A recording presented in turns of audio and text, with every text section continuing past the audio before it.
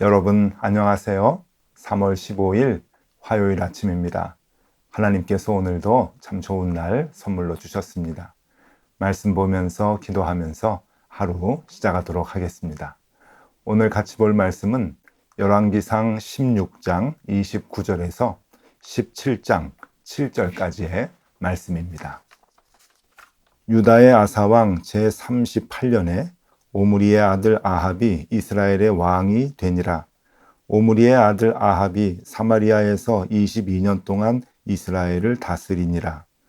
오므리의 아들 아합이 그의 이전의 모든 사람보다 여호와 보시기에 악을 더욱 행하여 느밧의 아들 여로보암의 죄를 따라 행하는 것을 오히려 가볍게 여기며 시돈 사람의 왕 엣바알의 딸 이세벨을 아내로 삼고 가서 바알을 섬겨 예배하고 사마리아에 건축한 바알의 신전 안에 바알을 위하여 제단을 쌓으며 또 아세라 상을 만들었으니 그는 그 이전에 이스라엘의 모든 왕보다 심히 이스라엘 하나님 여호와를 노하게 하였더라.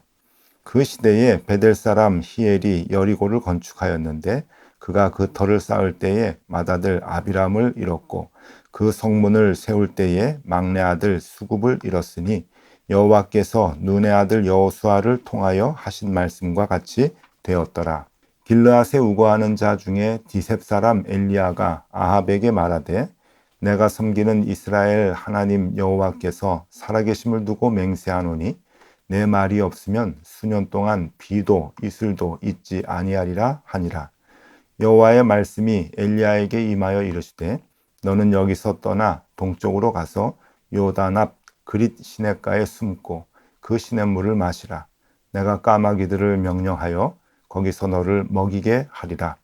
그가 여호와의 말씀과 같이 하여 곧 가서 요단 앞 그릿 시냇가에 머물매 까마귀들이 아침에도 떡과 고기를 저녁에도 떡과 고기를 가져왔고 그가 시냇물을 마셨으나 땅에 비가 내리지 아니하므로 얼마 후에 그 시내가 마르니라. 아멘. 네, 여러분 오늘부터는 드디어 아합 왕이 이제 나오게 됩니다. 아합 왕이 이제 무대 위로 올라와서 이 성경에 아합 왕에 대한 이제 기록이 나타나게 되죠. 이 아합 왕은 아버지 오므리 왕도 뭐 중요하지만 아합 왕도 굉장히 중요한 역할을 하죠. 아합 왕이 얼마나 중요한가 하면은 오늘 이 열왕기상 16장에서부터 22장까지 꽤 긴 분량을 할애하면서 아합 왕에 대한 이야기를 써 내려가고 있습니다. 이 아합 왕의 얼굴을 한번 좀 보여드리면요, 이것도 역시 이 그 측면의 얼굴을 우리에게 이제 보여주는 것인데요. 이스라엘의 7번째 왕이면서 22년을 통치했던 왕입니다. 아합 왕. 제일 그 길게 성경에서 이 아합 왕을 이제 설명을 해주고 있는데 역사의 평가가 어떤가? 길게 설명하든 짧게 설명하든 그것은 뭐 중요하지는 않습니다. 어떻게 평가를 하는가 하는 것인데요. 그 평가가 16장 30절에서 33절까지 나옵니다. 오므리의 아들 아합이 그의 이전의 모든 사람보다 여호와 보시기에 악을 더욱 행하여 느밧의 아들 여로보암의 죄를 따라 행하는 것을 오히려 가볍게 여기며 시돈 사람의 왕 엣바알의 딸 이세벨을 아내로 삼고 가서 바알을 섬겨 예배하고 사마리아에 건축한 바알의 신전 안에 바알을 위하여 제단을 쌓으며 또 아세라 상을 만들었으니 그는 그 이전에 이스라엘의 모든 왕보다 심히 이스라엘 하나님 여호와를 노하시게 하였더라. 네, 지금 북이스라엘 왕들을 보면은 점점 더 세대가 내려갈수록 왕조가 바뀌고 왕이 새롭게 세워질수록 이전 왕보다 더 하나님 보시기에 악을 행했다. 그러니까 악이 점점 더 커지는 모습을 볼 수 있는데 아마 이 아합 왕이 정점이 아닌가 하는 생각을 합니다. 이 아합 왕은 이세벨이라고 하는 여인과 결혼을 하죠. 이세벨은 시돈 왕의 딸입니다. 시돈이면 페니키아이죠. 그 페니키아 왕의 딸과 결혼을 하는데 이 시돈 지방에서 섬기던 바알 신과 아세라 신을 가지고 와서 이것을 북이스라엘 전체에 퍼뜨리게 되죠. 왕을 이제 바알신을 섬기도록 먼저 이제 그 꼬드기고, 그리고 왕이 바알신을 섬기게 됨으로 인해서 사마리아에다가 신전을 짓고 그 수도에 바알 제단을 쌓고, 그리고 아세라 우상을 이렇게 세우도록 그렇게 했던 인물, 그리고 전국 국민들에게 이 바알과 아세라 신을 섬기도록 했던 배후의 인물이 바로 이 이세벨이라고 하는 왕비이지요. 여러분, 이 사진을 한번 좀 보시면 이게 이제 바알신입니다. 이 바알신은요, 가나안 농경 문화의 신으로 풍요를 가져다 주는 그런 그 신으로 믿고 있었습니다. 더 크게, 더 많게, 더 풍성하게. 여러분, 이것이 모든 인간들의 아주 기본적인 바람이지요. 그 바람을 갖고 있는 인간들 마음에 아마 속속 이 바알신에 대한 그 생각이 합쳐졌던 것 같습니다. 그러니까 그렇게 그 짧은 시간에 바알신을 섬기는 것이 사람들에게 가능했던 것이죠. 왜냐하면 사람들의 그 내면에는 이 더 크게, 더 많게, 더 풍성하게라고 하는 바람이 항상 있기 때문에 그런 것 아닙니까? 농사를 짓게 되면서, 그러니까 이 유목민족이었던 이스라엘 백성이 정착을 하고 그 땅에서 농사를 지으면서 그 농사의 소출에 의해서 먹고 살게 되면서 이 자연스럽게 더 많이, 그리고 더 풍성하게 가져다 주는 그 농사의 신 바알을 섬기게 되었던 것이죠. 그래서 이 바알을 사람들이 하나님을 외면하고 바알을 섬기게 됐다라고 하는 겁니다. 이 사진도 한번 좀 보여드리면은요, 이 바알과 이 아세라 신 부부라고 이렇게 이제 생각들을 합니다. 이 남자의 신 바알, 그리고 여성의 신 아세라. 그래서 이 남자는 농경의 신, 비와 번개와 바람, 이 자연의 현상들을 주관하는 신으로 여겼죠. 특별히 비입니다. 농사를 지을 때 가장 중요한 것이 이제 비이죠.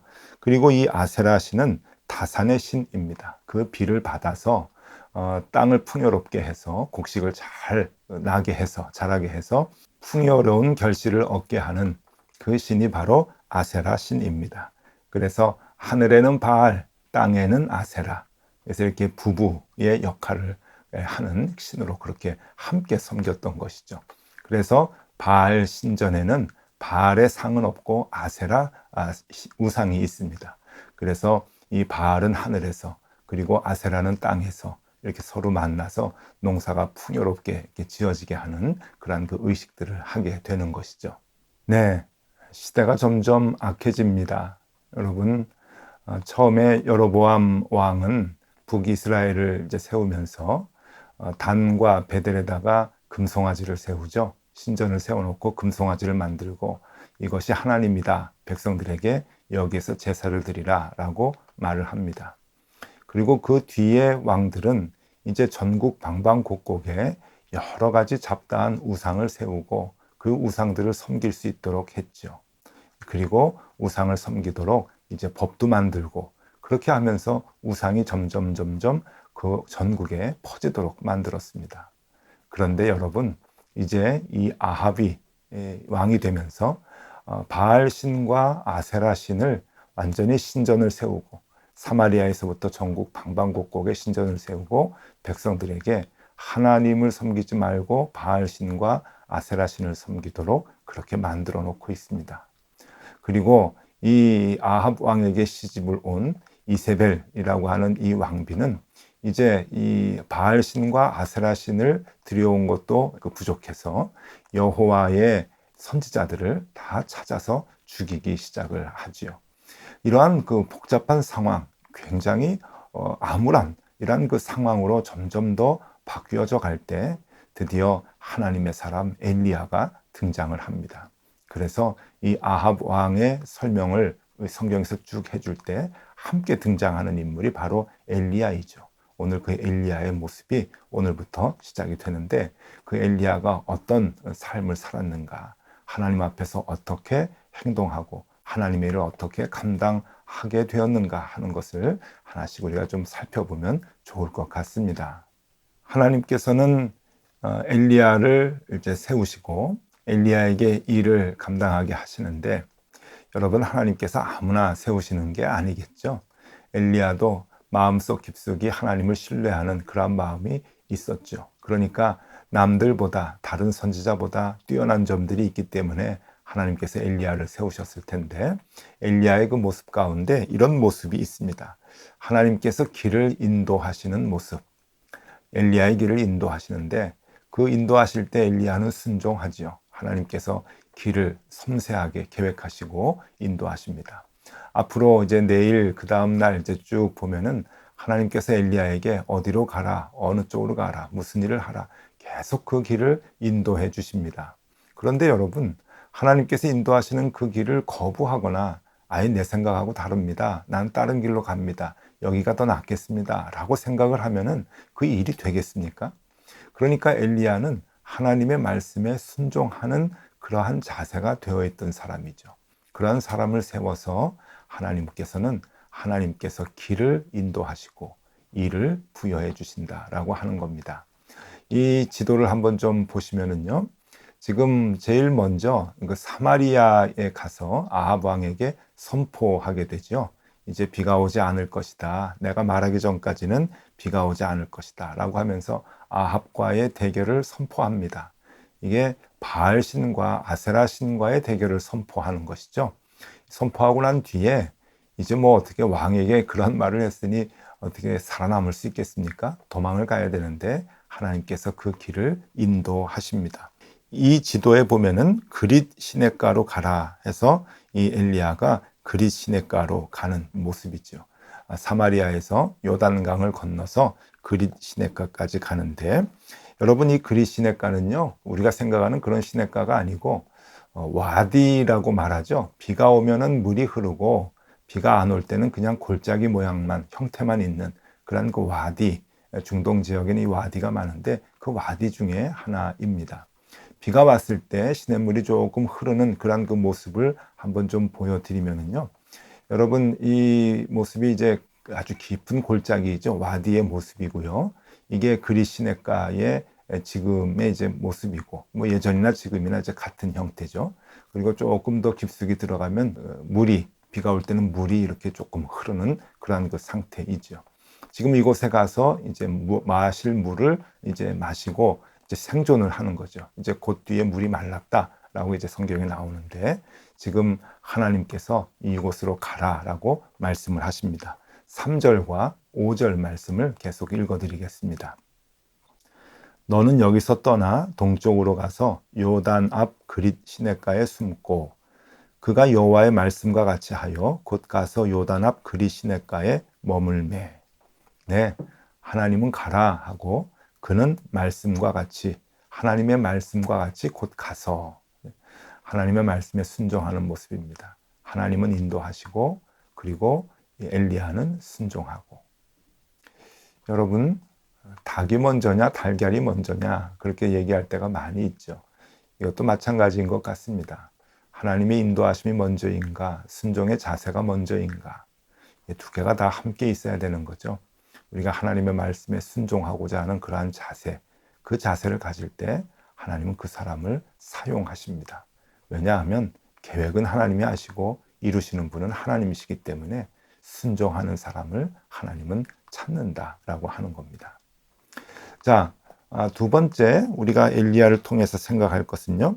하찮은 것으로도 하나님은 우리를 도와주신다라고 하는 겁니다. 하나님이 하시는 일이기 때문에 하나님은 우리를 도우십니다. 그런데 엉뚱한 것, 하찮은 것, 정말 생각지도 못한 방법으로 하나님은 우리를 도와주시는데 오늘 말씀을 보니까 까마귀를 통해서 떡과 고기를 공급했다라고 말씀을 합니다. 4절 말씀입니다. 그 시냇물을 마시라. 내가 까마귀들을 명령하여 거기서 너를 먹이게 하리라. 네. 그리고 정말 하나님께서는 아침 저녁으로 떡과 고기를 까마귀를 통해서 물어다가 주어서 이제 엘리야를 살리시고 먹이시는 모습. 숨어 있는 엘리야를 다음의 계획을 위해서 살리시고 먹이시는 그 모습을 보여주고 있습니다. 어떤 신학자들은 이 까마귀에 대한 이야기를 또 많이 합니다. 까마귀가 부정한 새인데 어떻게 그 까마귀가 와서 엘리야를 돕는다라고 하는 것이 무슨 의미인가? 또 까마귀는 굉장히 사나운 새인데 이것이 엘리야를 돕는다고 하는 것이 어떤 의미인가? 뭐 이렇게 깊이 얘기하는 신학자들이 있는데 여러분 그것은 큰 의미는 없는 것 같습니다. 하나님이 까마귀도 사용하신다. 생각지도 못한 방법을 다 동원하셔서 하나님은 일을 이루시게 한다. 하나님은 그런 능력이 있기 때문에 그렇다라고 하는 것이겠죠. 여러분 이 그림을 보면 구스타프 도레가 성경의 사파로 그린 그림입니다. 굉장히 심각한 우리 그 엘리야, 이제 까마귀가 와가지고 먹을 것을 물어다 주는 것을 받고 있는 그런 그 엘리야의 모습입니다.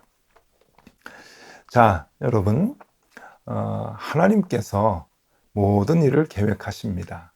그리고 우리를 어디로 가라, 무슨 일을 하라라고 인도하시죠.